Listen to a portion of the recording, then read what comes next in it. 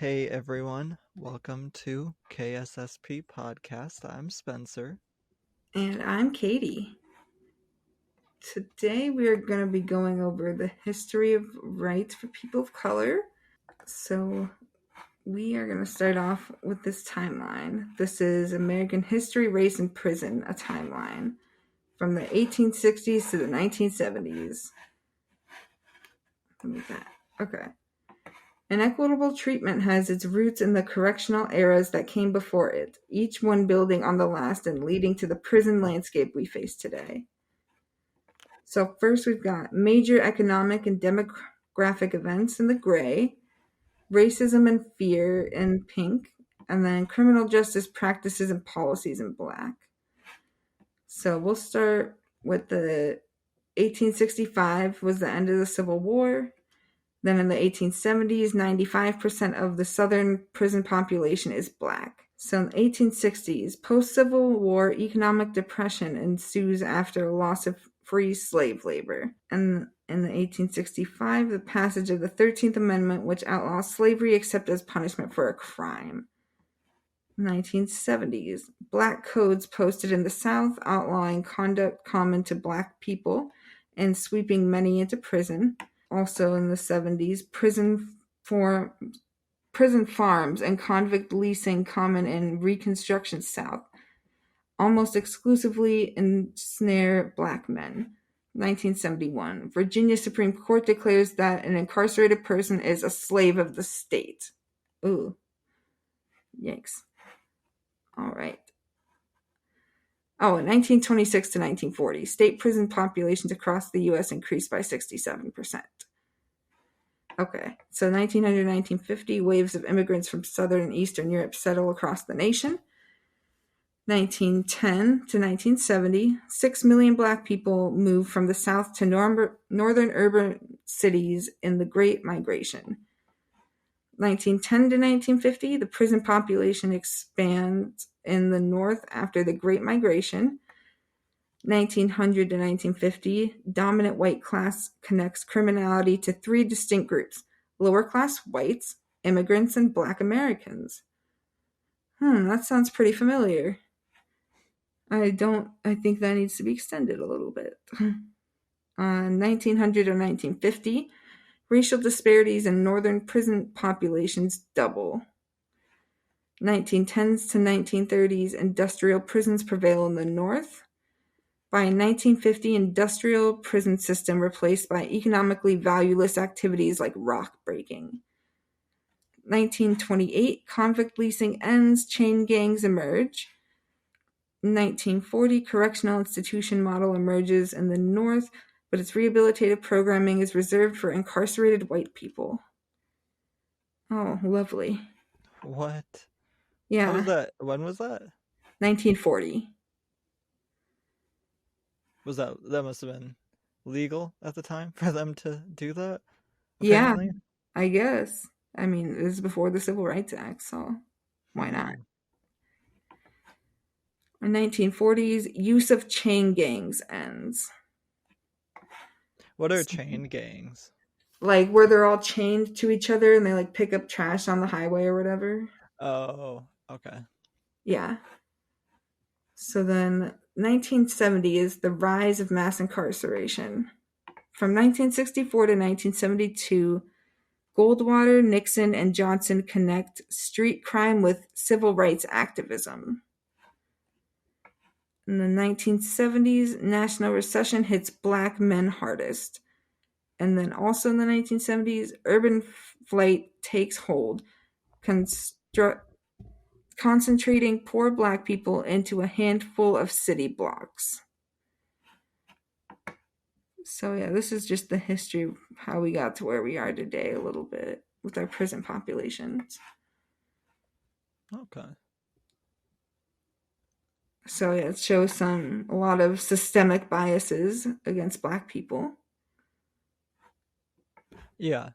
And I think we semi-discussed in our police episode the rates of who gets incarcerated, and Yes. obviously that showed what I mean. There's definitely a disparity. Yes.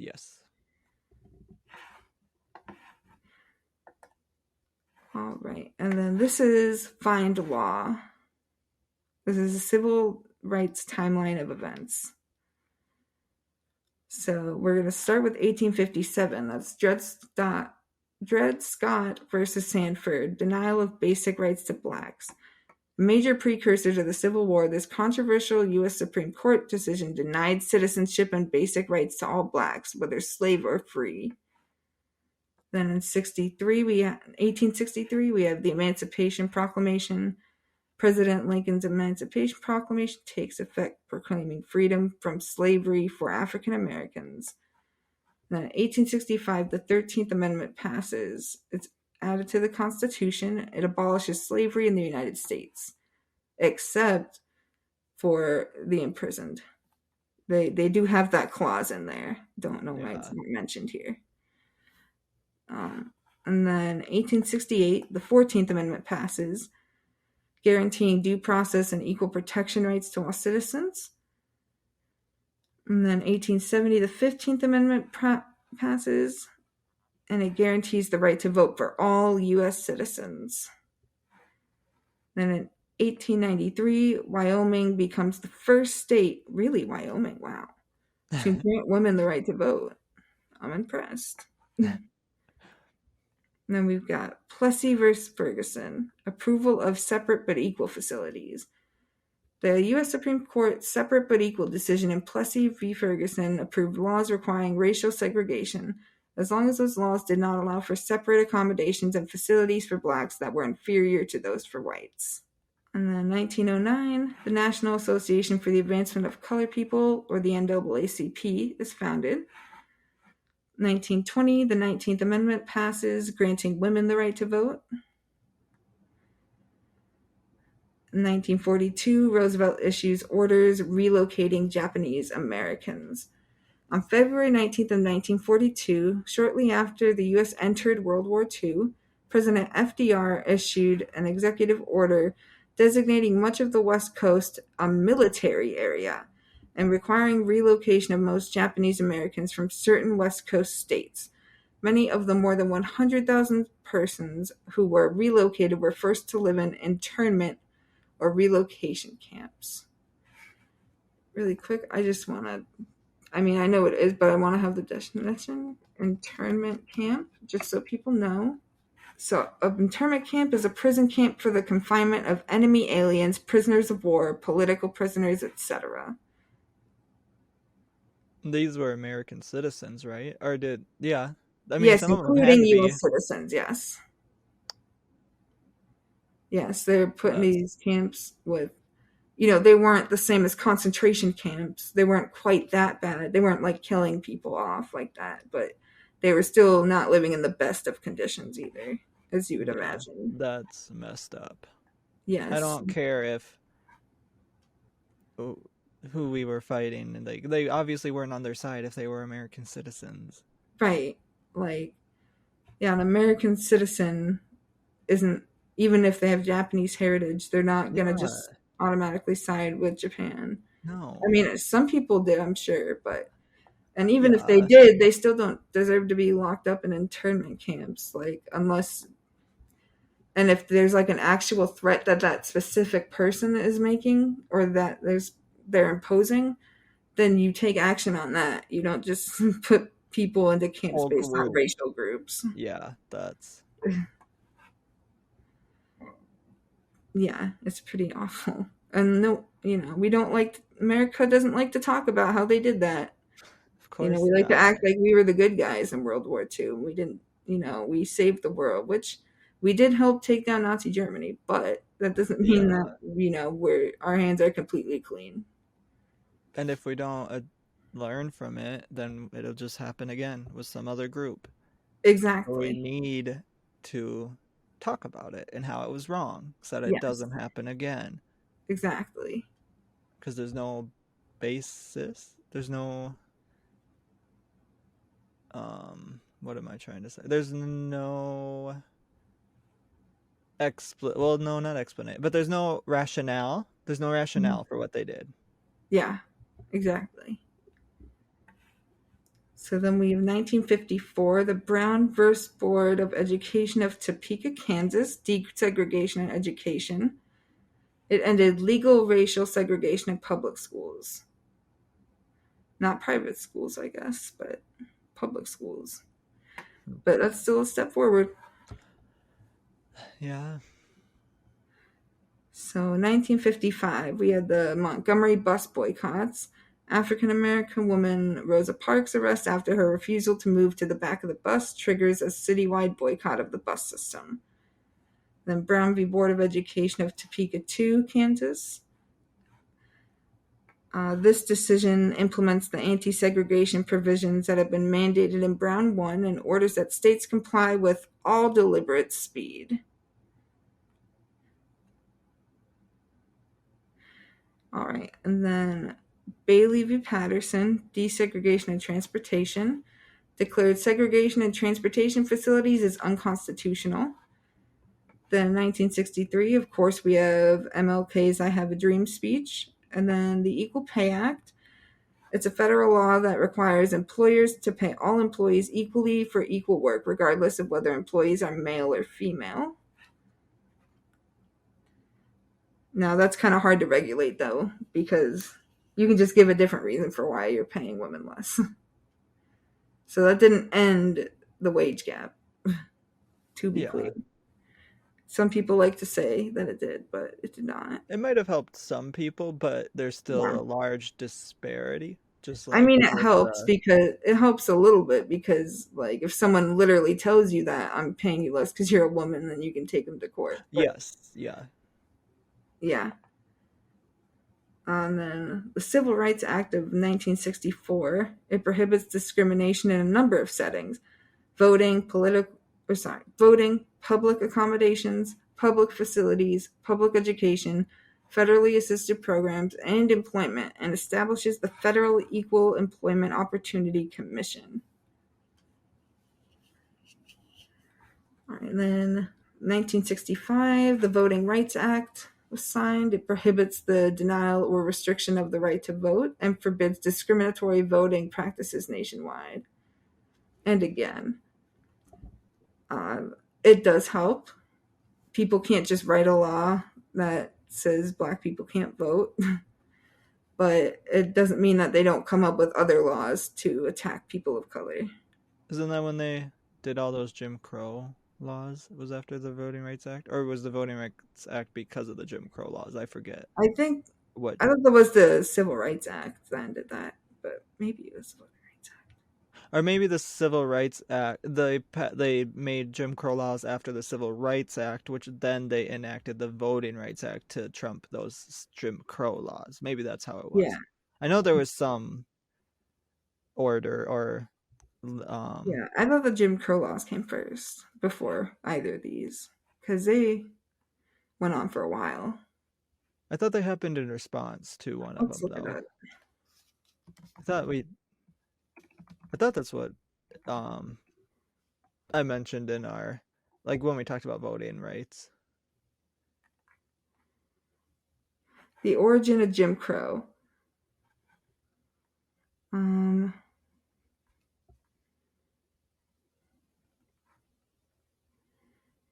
If you Google like So why.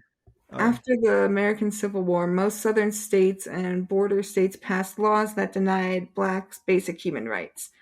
It's not clear how, but the minstrel characters named Jim Crow became kind of shorthand for the laws, customs, and etiquette that segregated and demeaned African Americans primarily from the 1870s to the 1960s.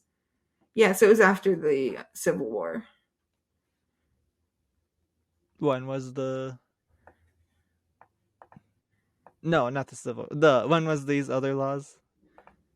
The Jim Crow laws? No, Or no, the no. the Voting Yes. Rights Act was 1965. And that was 18. And then Jim Crow began in like after the Civil War, so 1865. So from the 1870s to the 1960s. I swear there was something that happened though that, I mean, besides the civil, or maybe it was just the Civil War, I guess, but I thought there was something else, but maybe not. I'll have to look back into that, maybe. Oh yeah, for sure. So in in 1965, Malcolm X he was assassinated in New York City, and Watts riots in Los Angeles. It began as a community-wide reaction to the arrest of 3 African Americans in central LA. The Watts riots continued for 6 days and were key precursor to the Black Power movement of the late 60s.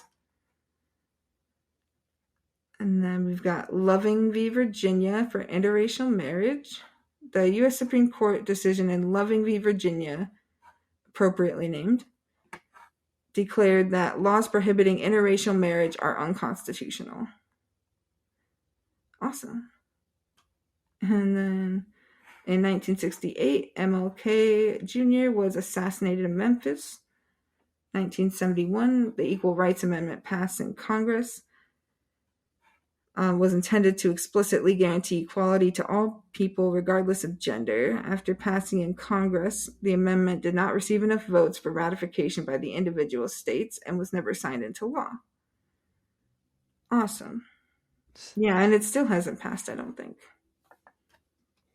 It says it was never signed into law. Oh, it says that right at the end. I can't read. Anyways. 1978, Regents of the University of California v. Bakke, affirmative action. So this decision holds that college admission standards giving preferential consideration to minority applicants are constitutional. Pregnancy Discrimination Act was signed. Prohibits employment discrimination against female workers who are or intend to become pregnant, including discrimination in hiring, failure to promote, and wrongful termination. In 1990, American with Disabilities Act protects people with disabilities from discrimination in many aspects of life, including employment, education, and access to public accommodations. And 1993, Family and Medical Leave Act gives employees the right to take time off from work in order to care for a newborn or recently adopted child or to look after an ill family member. Yeah, although just because you have the right doesn't mean you have the means. But it's good to have the right. It would be better if you also had the means to do it. 2003, Lawrence v. Texas, right of same-sex couples, declares unconstitutional a Texas statute that criminalizes same-sex sexual activity. 2013, Shelby County v. Holder for voting rights, declared unconstitutional Section 4 of the Voting Rights Act, which requires states with discriminatory histories to get pre-clearance from Congress before changing their voting laws, which, I don't know, I feel like, is that good though? I don't think so, I personally. feel like it's not. Isn't, what Supreme Court was that? What group? I feel like all states should have to do that for voting rights. Or like, the country should have the same voting rights everywhere. Yeah, I agree with that. I I don't don't think see why individual each state states should have separate voting rights. like that That doesn't doesn't make even make sense. sense. No. Voting is a federal right, not a Right. state right. Exactly. Yeah, you They're can't not take gonna like a discriminate. state can't take away your right to vote. Some people. I mean, they can and they do, but they can't outright do it. And now they don't even have to get clearance. They can just do whatever they want. Yeah. Because they removed that. Because how is it unconstitutional? Tell me that. Right. Yeah, that I don't know. States shouldn't have the right to discriminate just because they feel like it. Right. That's unconstitutional. And I think, yeah, Not having to get pre-clearance. because states with discriminatory histories, that's like literally every single state in America. So I don't know how they distinguish that, but every state should just have to get clear. Like, I don't know. States shouldn't even decide that. That should be a national thing. It should, yeah, I guess that too. But states are kind of like kids. They have to Yeah. go to their parent to ask, Right. to make For sure sure. that their things are not unconstitutional. Right. I don't know. I think it was bad that it. Yeah. And I guess I don't know what their ruling said, but Yeah, we would have to look into the details of why they did yeah. it. But just offhand, it just doesn't sound great. Yeah. And then we've got this last one in 2015, Obergefell v. Hodges, right of same-sex couples. This declares same-sex marriage legal in all 50 states. So those are some timeline of some civil rights events, just general civil rights. And we're going to talk about the escalating terror problem in the United States. I'll read this first little part. The United States faces a growing terrorism problem that will likely worsen over the next year, based on a CSIS data set of terrorist incidents. The most significant threat likely comes from white supremacists, though anarchist and religious extremists inspired by the Islamic State and Al-Qaeda could present a potential threat as well. Over the rest of 2020, the terrorist threat in the United States will likely rise based on several factors, including the November 2020 presidential election. Although I feel like the anarchists are not as much of a threat because they're typically in smaller groups, but that's okay. I mean, not that they never commit terrorism, but Yeah, and they can be in groups too. It just depends on. Yeah, I guess anarchists themselves. Though. Like, it's not like ISIS where they recruit from all around the world. Yeah, I guess anarchists itself is, individuals usually, but right, like there are groups who they probably. But they're usually like local too. groups. It's not like BLM where it's like a national movement. You know, they have like different anarchist groups in different cities. Like, I assume they're talking about Antifa. Oh. So, June 3rd, 2020, the federal authorities arrest 3 individuals allegedly associated with the Boogaloo movement, a loosely organized group of extremists preparing for a civil war, for conspiring to cause violence in Las Vegas and possessing an improvised incendiary device. Is that a bomb? Is that what that means? And then less than a week later, law enforcement officials near Richmond, Virginia, arrest Harry Rogers, a member of the Ku Klux Klan, for driving a vehicle into peaceful protesters. Around the same time, members of a Brooklyn anarchist group urged its supporters to conduct a rebellion against the government. Extremists from all sides flooded social media with disinformation, conspiracy theories, and incitements to violence in response to the protests following the death of George Floyd, swamping Twitter, YouTube, Facebook, and other platforms. So this brief examines the state of terrorism in the U.S. It asks 2 sets of questions. First, what are the most significant types of terrorism in the U.S. and how has the terrorism threat in the U.S. homeland evolved over time? Second, what are the implications for terrorism over the next year? What year was this written? This was written in 2020, so we know now what happened in 2021. So this analysis compiles and analyzes an original data set of 893 terrorist plots, that's a lot, and attacks in the U.S. between January 1994 and May 2020. Okay, that's kind of a big period of time, though. That seems like a small sample size for that large of a period of time, though. Maybe I'm wrong, but I feel like there's more than that they could have looked at. Anyways.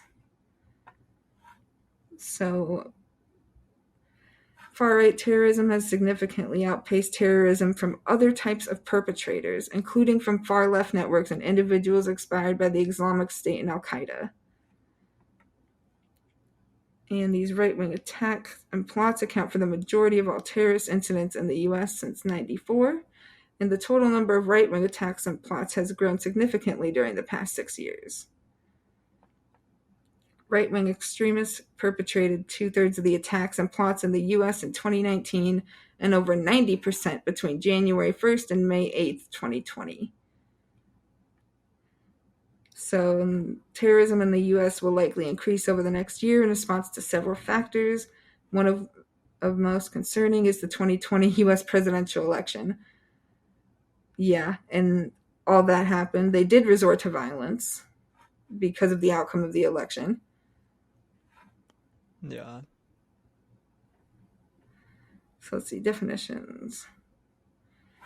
So, okay, right-wing terrorism refers to the use of threat or violence by subnational or non-state entities whose goal may include racial or ethnic supremacy, opposition to government authority, anger at women, including from the incel, involuntarily celibate movement, and outrage against certain policies such as abortion. So this analysis uses the term right-wing terrorism rather than racially and ethnically motivated violent extremism, or REMV, which is used by some in the U.S. government.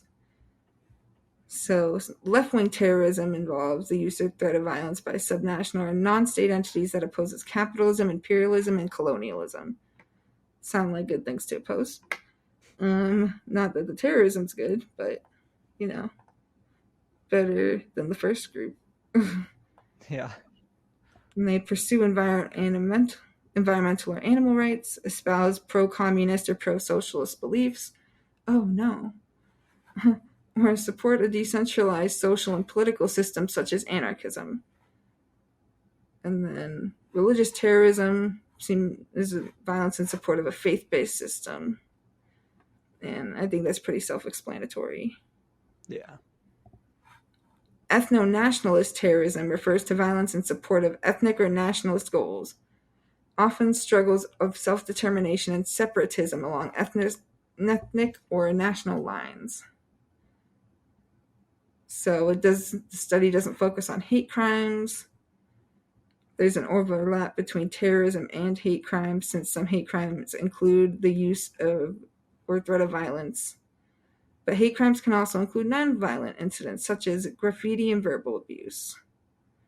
So the data is analyzed in two parts: terrorist incidents and fatalities. So there's three notable trends. First, that right-wing attacks and plots accounted for the majority of all terrorist incidents in the U.S. since 1994. They made up a large percentage of incidents in the 90s and 2010s. Second, the total number of right-wing attacks and plots has grown substantially during the past 6 years. In 2019, for example, right-wing extremists perpetrated nearly 2/3 of terrorist attacks and plots in the U.S., and they committed over 90%. We mentioned that before. Third, although religious extremists were responsible for most fatalities because of the 9/11 attacks, right-wing perpetrators were responsible for more than half of all annual fatalities in the 14 of the 21 years during which fatal attacks occurred. So, right-wing terrorists perpetrated the majority, 57% of all attacks and plots during the period of 94 to 2020, compared to 25% committed by left-wing terrorists, 15% by religious terrorists, and 3% by ethno-nationalists. Although I would think an ethno-nationalist is in the subgroup of right-wing, but, I don't know why they separate them like that.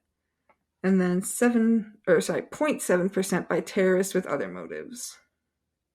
So most right-wing attacks in the 90s targeted abortion clinics, while most right-wing attacks since 2014 focused on individuals, often targeted because of religion, race, or ethnicity, and religious institutions. So facilities and individuals related to the government and police have also been consistent right-wing targets throughout the period, particularly for attacks by militia and sovereign citizen groups. So here's the little graph here. Percentage of terrorist attacks and plots by perpetrator orientation. So we've got the ethno-nationalist is in the dark blue. Left wing is the green. Other is orange. Religious is red. And right wing is that baby blue. So wow, look at how much baby blue we're seeing over here. So the data suggests that the number of terrorist attacks and plots by perpetrator orientation indicate that far right-wing terrorism not only accounts for the majority of incidents, but has also grown in quantity over the past 6 years. So the increase is reminiscent of the wave of right-wing activity in the 90s that peaked with 43 right-wing incidents in 95. So the Oklahoma bombing was the second most deadly terrorist attack in the U.S. Oklahoma bombing. Was that right-wing motivated? Wasn't that the marathon one or no? Or maybe I'm thinking of something else. I think that was the Boston Marathon. Oh, yeah. The Just kidding. Oklahoma I don't. City bombing. Oh, sorry. It was a domestic terrorist truck bombing of the Alfred P. Murrah Federal Building in Oklahoma City, Oklahoma. Hmm. So Oh. I want to know what the motivation was, though. Motive.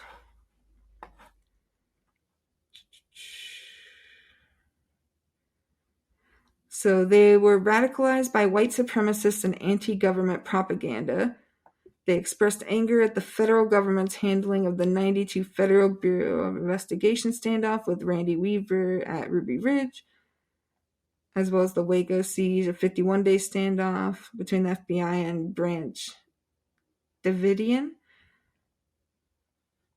So yeah, they were basically white supremacists, from what I'm reading here. So white supremacist bombing, lovely. So it's the second most deadly, only after September 11th, 2001. So in recent 3 years, 2016, 2017, 2019, the number of right-wing terrorist events matched or exceeded the number in 1995, including a recent high of 53 right-wing terrorist incidents in 2017. Despite a moderate decrease in 2018 to 29 incidents, right-wing activity again increased in 2019 to 44 incidents. Religious attacks and plots have also shown some increases during this period, but a significantly smaller magnitude than right-wing events. So here's another graph. Number of terrorist attacks and plots by perpetrator orientation. Again, ethno-nationalist is in this dark blue here at the bottom. Left wing is this green color here. Religious is the red. And then, wow, look at that right wing. Ba-bam! Goes up like crazy. In 2016? Yes. Hmm. Or it looks like it really shot up in 2013. Well, from 2013 But to yeah. 2016. Yeah.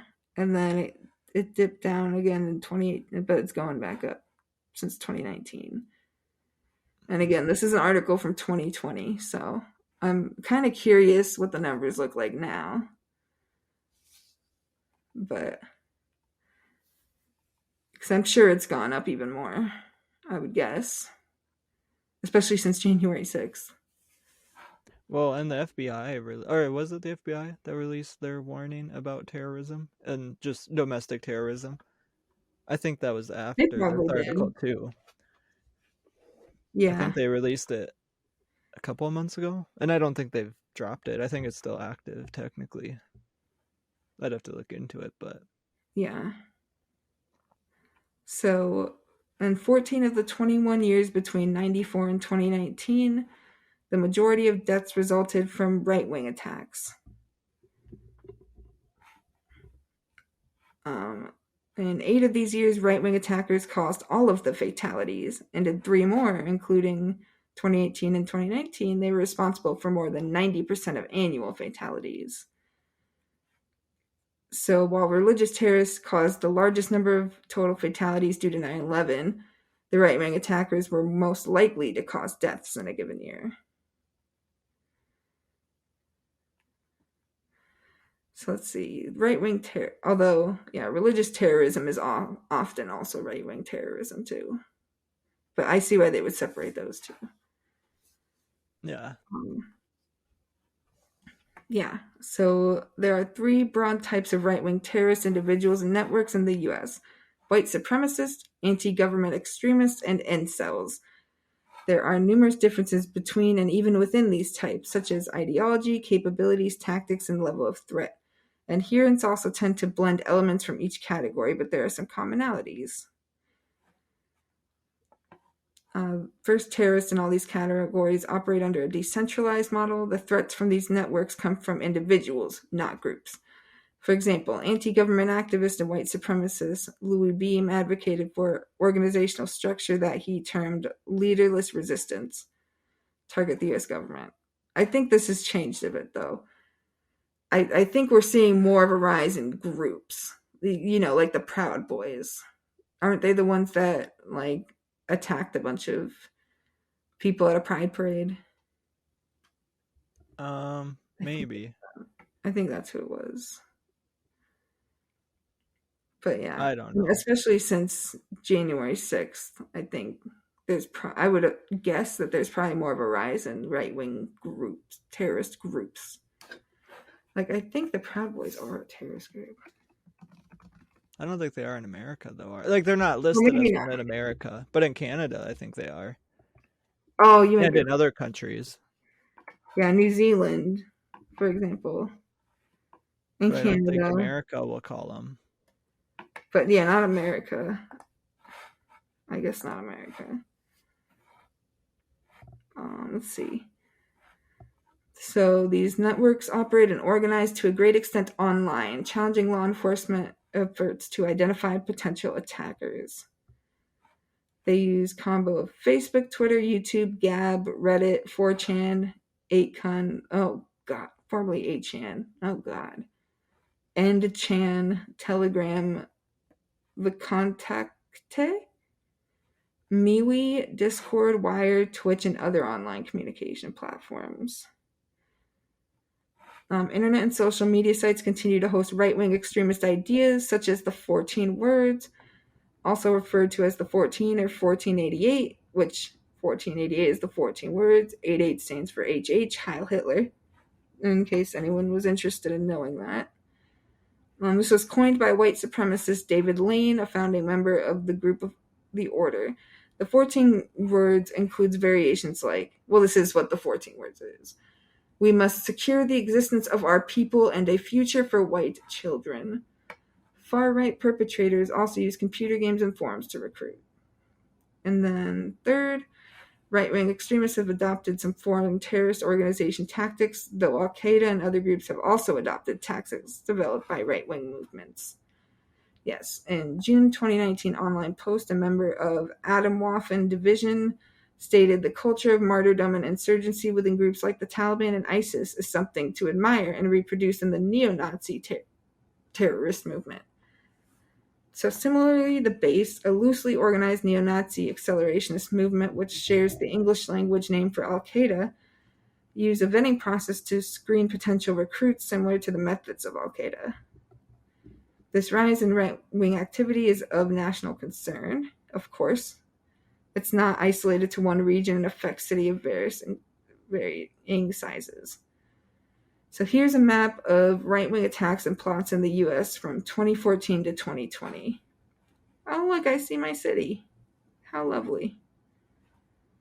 Did they label that governor kidnapping plot as a terrorist? Did they label that as a terrorist plot? The government kidnapping? No, the governor. How they threatened, like there was a group that was going to kidnap the governor of I don't remember where. Recently, one of them just got sentenced. I don't know if they sentenced him for terrorism though. Yeah, I don't know about that. Gretchen, maybe. I think it was Gretchen. Gretchen Whitmer, Governor of Michigan. Yes, Whitmer. Kidnapping plot. I don't know if they labeled it as a terrorist attack, though. Well, they were charged for conspiring to commit kidnapping. How is that not terrorism, though? Like, isn't that... Yeah. Oh, yeah, they call it a domestic terror plot. Oh, they did, okay. Yeah.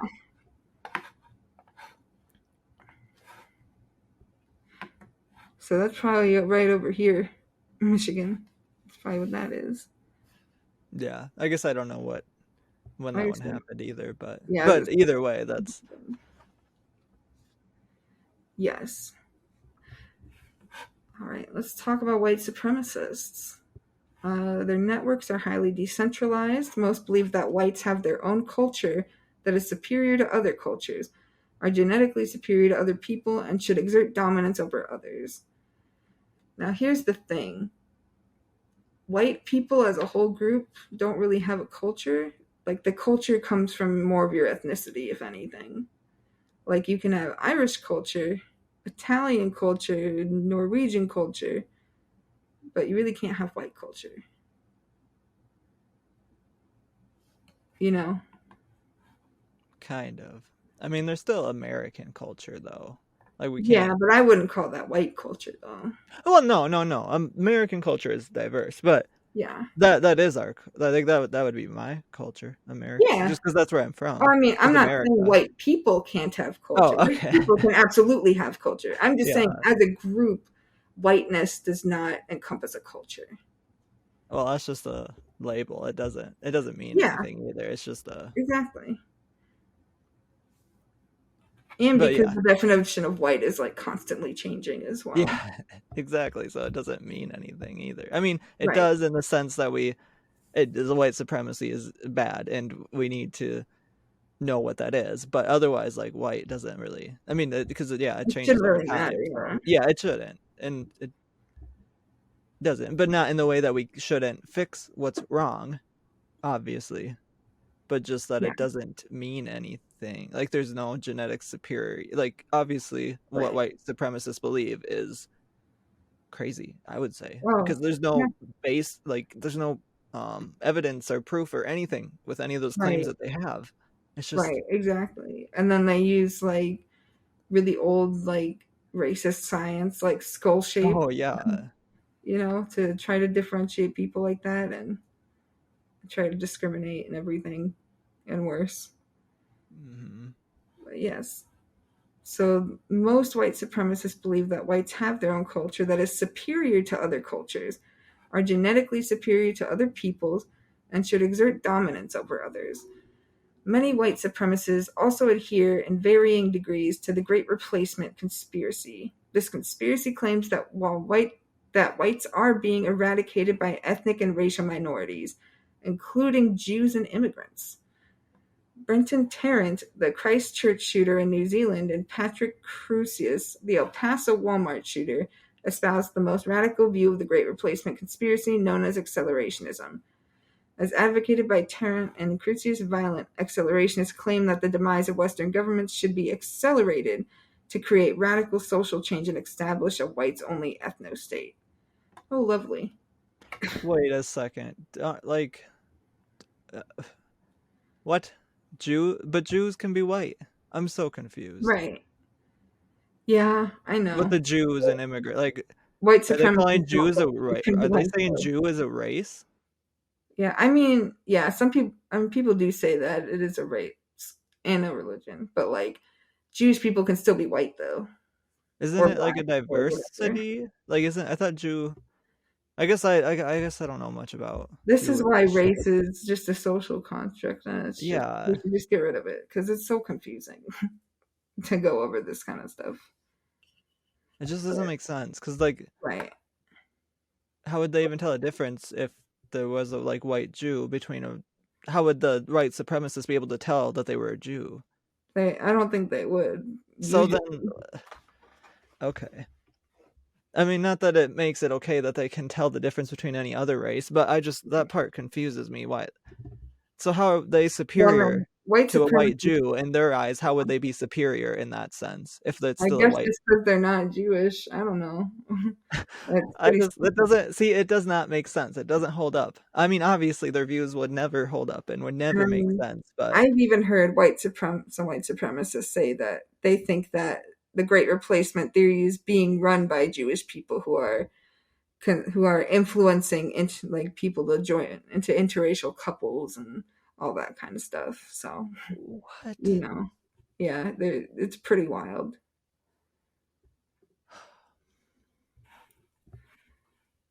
So let's see. They're talking about all these terrorists. Oh, so white supremacist actors have also traveled abroad seeking paramilitary training and networking opportunities. In spring 2018, for example, members of the Rise Above movement, RAM, traveled to Ukraine to celebrate Hitler's birthday and trained with the Azov Battalion, a paramilitary unit of the Ukrainian National Guard, which the FBI says is associated with neo-Nazi ideology. Oh, wow. So white supremacist neo-Nazi orgs such as the National Socialist Movement, which is not really socialist from what I understand. At least it wasn't in Germany. I guess I don't know if there's a new one. Or maybe I'm thinking of the National Socialist Party. I don't know. But yeah, they have the National Socialist Movement, American Nazi Party, Vanguard America, and others often adhere to the Zionist-occupied government conspiracy theory that Jews that's what I was just saying. That Jews secretly control the U.S. government, the media, banks, and the United Nations. Of particular concern is the emergence of the Atomwaffen Division, a U.S.-based neo-Nazi hate group with branches in the United Kingdom, Germany, and the Baltics. So in January 2018, the founder was arrested and sentenced for possessing a destructive device and explosive material. Despite similar arrests, the AWD continues to plot, continues attacks, and recruit. In February, 4 members, including Carmen Shea, a high-level member and recruiter, were arrested for conspiring to target journalists and activists. They used encrypted chat platforms, distributed threatening posters, and wore disguises. Other arrests have been made under non-terrorism related charges. Let's see. And we don't really need to go over the other. I mostly wanted to talk about the racial motivations. I just basically wanted to bring this up because let me see if there's any more graphs. I like graphs. Well, and I think there was a attempt in Germany, I believe, recently too, with the far right group trying to I think take I've over. heard something about that a little bit, but I don't know the details. But yeah, I just want to bring this up because, the fight's not over for civil rights, for human rights, like for, especially for people of color, but, all minority groups, like, there's still people trying to attack us who don't want us alive, who don't want, people of color alive either, people who don't want minorities alive. Like, yeah. Who started that whole eugenics movement? No, eugenics. The origins of eugenics. Yeah, I'm just because obviously I'm assuming LGBTQ doesn't fit into their eugenics either. 1883. Yeah, Francis Galton, a cousin of Darwin. While advocating that society should promote the marriage of what he felt were the fittest individuals by providing monetary incentives. What? That's crazy. So, like, paying people to get married? Yeah, well, he would not be paying me to get married. I have it. It's just... And there's no rationale, like, nothing, it doesn't hold up. Genetics, like, don't matter in that, like, to that extent. Well, and, who the best genetics, like, that's going to be subjective. Yeah, for like, sure. There's no objective best genetics. That's the point. Like, it doesn't make that sense. Are preferable, like certain, like, not having the genes for certain diseases and stuff like that. But, like, that doesn't mean that they're better, the best necessarily. Oh, you want to know what else? What? Not having brown eyes, obviously. Yeah, obviously. I think wasn't blue eyes one of their things. Yeah. Oh, yeah. Blonde hair, blue eyes. Yeah. Like, why? Like, I don't. On the, it doesn't. Yeah. I like to hope we've come, but I know we haven't, because obviously there are still people who probably believe that, and that's crazy. Yeah. Oh yeah, there are absolutely people who believe that, unfortunately. But we gotta just keep that in mind and fight against it. Yeah. Not violently, but yes, obviously. Do whatever we can. Outside of the violence. Yeah. Unless we get attacked, but then that becomes Oh, well, yeah. self-defense, Yeah. obviously. Self-defense is different, obviously. Yes. All right. Racial inequality in the United States. This is the U.S. Department of the Treasury. So let's see. Racial inequality is the unequal distribution of resources, power, and economic opportunity across race in a society. While the discussion of racial inequality in the U.S. is often focused on economic inequality, racial inequality also manifests itself in a multitude of ways that alone and together impact the well-being of all Americans. This includes racial disparities in wealth, education, employment, housing, mobility, health, rates of incarceration, and more.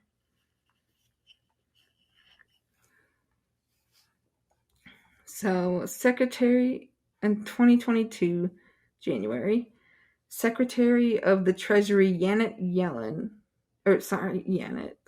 Janet Yellen, stated a country's long-term growth potential depends on the size of its labor force, the productivity of its workers, the renewability of its resources, and the stability of its political system. True. This concept underpins the Biden administration's economic growth strategy, which the secretary has coined modern supply side economics. So, according to the secretary, modern supply side economics prioritizes labor supply, human capital, R&D, and investments in a sustainable environment. These focus areas are all aimed at increasing economic growth and addressing longer-term structural problems, particularly inequality. So this reflects a recognition that despite an aim to advance economic growth, many policies in areas such as access to the labor market, housing, and infrastructure have not benefited all Americans. This reflects a recognition that despite an aim to advance economic growth, many policies in areas such as access to the labor market, housing, and infrastructure have not benefited all Americans. This has impacted the ability of communities of color, rural communities, and other historically marginalized people to fully participate in and benefit from the nation's prosperity. Our economy as a whole cannot be as productive as possible until all individuals are given the opportunity to be as productive as possible. As a result, the legacies of structural racism continue to hamper economic growth for everyone. Furthermore, some economic policies that would directly benefit Americans of all races and ethnicities have been undermined by zero-sum arguments that play to fears that one group will benefit at the expense of another, which is just not how that works. Like, rights are not a limited resource, you know? Yeah. Like, giving other people rights doesn't take away your rights. No. It's just a ridiculous concept. Yeah, how do they explain it even? Like what is their how do they what do they say in their minds Right. that makes sense, I guess is my question. Yeah, I just don't know. I think it's What is their because rationale? I wonder if it's like they feel like they only have their rights because the other group is put down. Oh, And well that's it's really about they don't want to lose privilege in society. oh yeah. But You that's know. But I mean that's that's not right. not no, exactly. Like we're not gonna that isn't a valid argument. That doesn't your rights you don't deserve rights at the expense of others. We all deserve rights that everyone has the same rights. Right. Exactly. So the economic cost of racial inequality is borne not just by the individuals directly faced with limited opportunities, but also has spillovers to the entire U.S. economy. Especially as the country becomes more racially diverse, inequality poses an ongoing threat to our individual and collective economic welfare. So this is other Asian American or Pacific Islander, Hispanic, Black, and white. So we're at about the halfway mark now, it looks like. That what is that? The population of The America? population. Yeah, the ethnic composition of the US Oh, population. okay. Racial and ethnic. Yeah. Okay. So, Secretary of Treasury Wally Adeyemo Adeyemo emphasized his argument in a blog post saying, the exclusion of communities of color from the ladder of economic opportunity holds back economic growth for the entire country. Pursuing racial equity is a vital opportunity to drive innovation and boost growth across the U.S. economy. When people gain access to the resources they need to build their economic future and withstand financial shocks, it is not just good for individuals and their families, but it also benefits the communities where they live, work, and invest, with beneficial spillovers to the economy as a whole.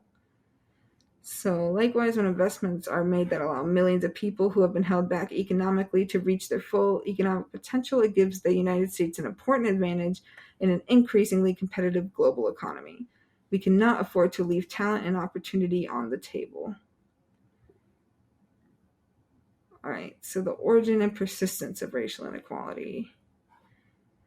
So racial inequality in the U.S. today is rooted in longstanding behaviors, beliefs, and public and private policies that resulted in the appropriation of the physical, financial, labor, and other resources of non-white people. While a review of the origins of racial inequality is beyond the scope of this blog, it is important to note the prominent role of inequitable and harmful policies dating back to before the country's founding. This includes attacks on Native Americans, political status, and expropriation of their land, the reliance on slavery to underpin a significant portion of the colonial and then U.S. economy, and the Jim Crow laws and other formal and informal policies that enforced segregation and severely limited opportunities for non-white Americans.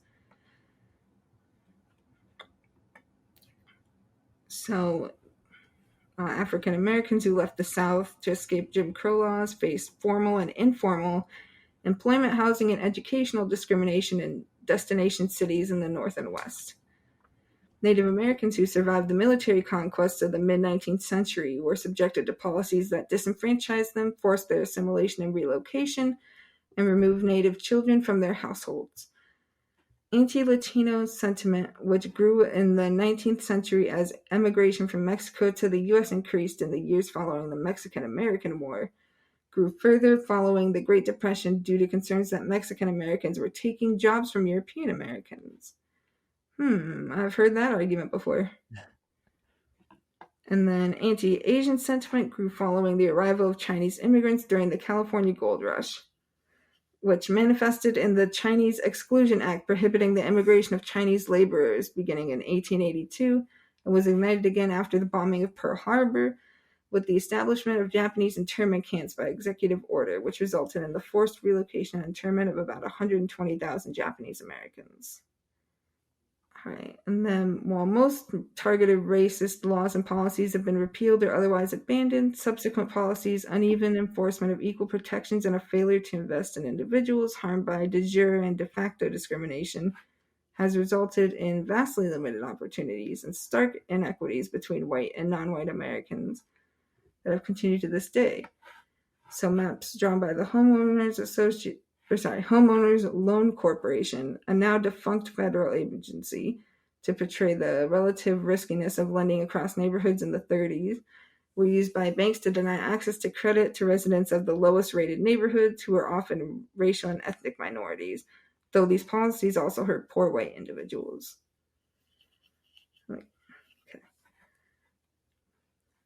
It depressed home ownership, raised house values and rents, and increased racial segregation in low-rated neighborhoods in subsequent decades. And this was the negative economic consequences of racism on the community and on future residents of these neighborhoods, regardless of race. It just seems like racism, like people are so racist that they don't even care if it hurts the economy, I guess. Like they just believe in their racism more than the actual benefit to even themselves.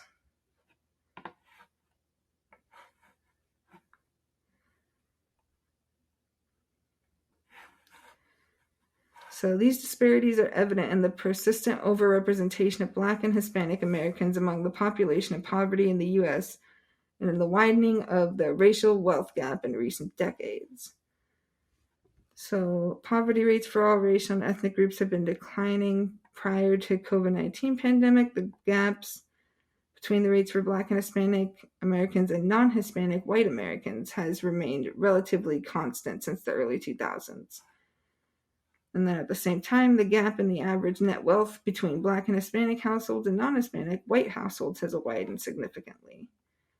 So poverty by race and Hispanic origin, 1959 to 2019. So we got the Black in this yellow line, Hispanic, any race is blue. Asian is I guess, darker blue, greenish color. And then white, non-Hispanic white would be the pink down here. So it looks like it's, for Asian and non-Hispanic white, seems to be half of the amount of Hispanic and over half, or less than half of the amount compared to Black. Household net worth by race and Hispanic origin. So white is in the blue, other non-Hispanic is in this pink. Then down here, we've got Hispanic, Latino, and Black non-Hispanic. So average household net worth by race from 89 to 2019. So it looks like while white and other has been going up, as the overall has gone up, it seems that it's pretty stagnant for the most part for Hispanic, Latino, and then Black. So racial disparities and outcomes predictive of future success appear early in life. In 2010, math skills at kindergarten entry were over half a standard deviation higher for white students than for Black or Hispanic students, with similar disparities in reading skills. And then they continue into higher education. 40% of white adults had earned a bachelor degree compared to just 26% of Black, 19% Hispanic, and 17% American Indian or Alaska Native adults. So, yeah, way more white people are getting bachelor's degrees. And then, let's see. And in 2019, the unemployment rate was 6.1% for both Black and American Indian or Native Alaskan adults, compared to just 3.3% and 2.7% for white and Asian adults. So for Hispanic adults is 4.3% and only 3.5% for non-Hispanics. So median household income in 2020 was roughly $46,000 to $55,500 for Black and Hispanic workers, respectively. So $46,000 for Black, $55,500 for Hispanic, compared to $75,000 for white and $95,000 for Asian households. These earning differences have changed little since 1970 and are one of the primary contributors to the persistence of the racial wealth gap. In 2019, the median white family had $184,000 in family wealth, compared to just $23,000 for Black families and $38,000 for Hispanic families.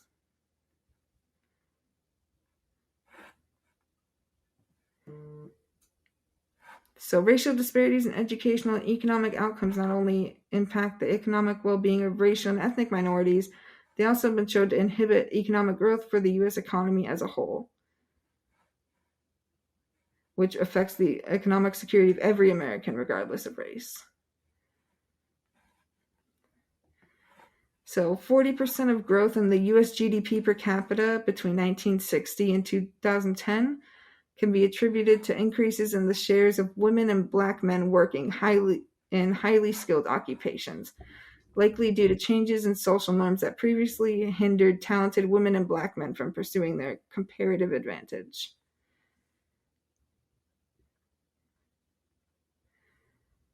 So, median household income by race and Hispanic origin, Asian at the top, then white non-Hispanic. Then we've got the all races right here, the average. Hispanic, any race down here, and then Black at the bottom.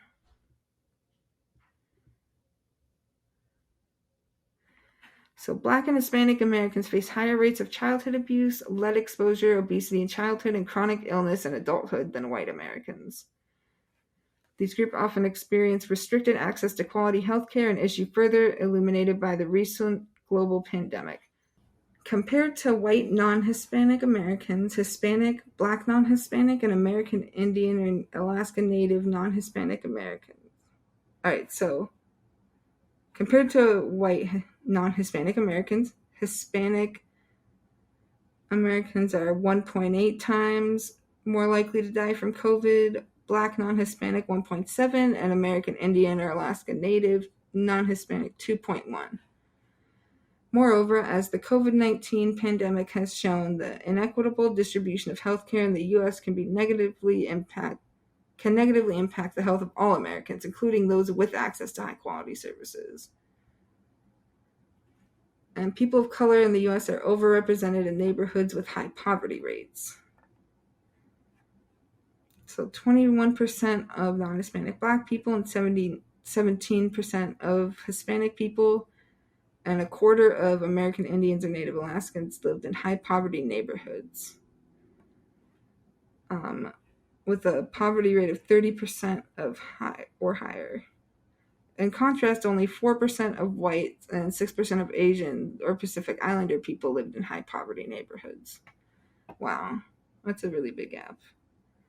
And the high poverty neighborhoods often lack vital resources and amenities like good schools, large and affordable grocery stores, reliable public transport, and safe and clean community spaces that enable residents to succeed in the classroom and on the job. It is important to note that while we have reliable measures and data, so our ability to track racial inequality back further and examine the country's progress since the end of slavery is limited by the quality and quantity of data available. So more so for outcomes such as wealth, our ability to measure contemporary differences is also limited by data availability. So that was what I wanted to talk about today. That's what we're going to talk about today. Do you have anything else to add? No, not that I can think of. Yeah. That was it then. Yeah, so we've come a long ways, but we still have a long ways to go. In terms of civil rights, especially for people of color. Oh, yeah. Gotta work towards equality, I would say. Yes, equality, equity of outcome, or equity, which is quality of outcome. Okay. Yeah. Yeah. And I mean, that doesn't mean that everyone is going to be exactly the same, but everyone has the same opportunities to reach the same end goal. And like the resources and we need to see that in the data. That's really what the equity is. It's really just in the whole data set, not like every single individual. Yeah, I mean, we want to see it in both, but I mean, it would be nice if the data should be representative. Yes. Of the population. They shouldn't be skewing the data to make it look like America's doing good equity-wise. It should be actual factual data points that are improving to make America better, not just make it look good. Right. So the data is important as long as it's done and measured appropriately and not with bias, I guess I would say. Yeah. So the data is important, but we want to make sure that it's done appropriately with no we want good biases. Data. Yes, good data. Yeah, unbiased. Yeah, or as little bias as you can get, because I don't know if there is a thing such as completely unbiased data, but even with studies, I think that is impossible to avoid too. Like but as little as possible. As little as possible. Bias. Oh yeah, as little as possible. Yeah. All right. But otherwise, you guys can leave a comment below letting us know what you want us to talk about in future episodes. You can reach out to us on Facebook, Instagram, Twitter, TikTok, and YouTube. And we also do Twitch live streams occasionally. Yes, so don't forget to like, follow or subscribe and turn on notifications so that you know when we do. Otherwise, we will see everyone next time.